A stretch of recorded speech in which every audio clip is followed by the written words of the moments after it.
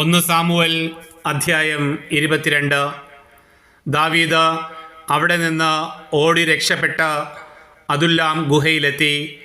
അവൻ്റെ സഹോദരന്മാരും കുടുംബം മുഴുവനും ഇതറിഞ്ഞ് അവിടെ ചെന്നു.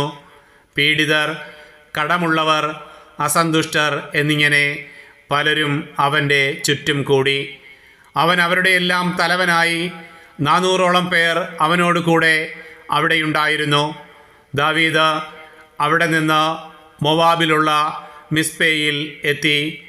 മോവാബ് രാജാവിനോട് അപേക്ഷിച്ചു, ദൈവം എനിക്ക് വേണ്ടി എന്താണ് ചെയ്യാൻ പോകുന്നതെന്ന് അറിയുന്നതുവരെ എൻ്റെ മാതാപിതാക്കന്മാർ അങ്ങയോടുകൂടെ താമസിക്കാൻ അനുവദിക്കണം.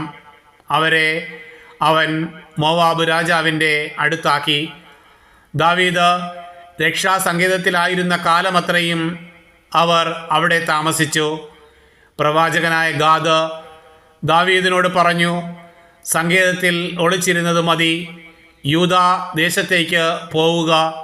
അതനുസരിച്ച് ദാവീദ് ഹേരെത്ത് വനത്തിലേക്ക് പോയി.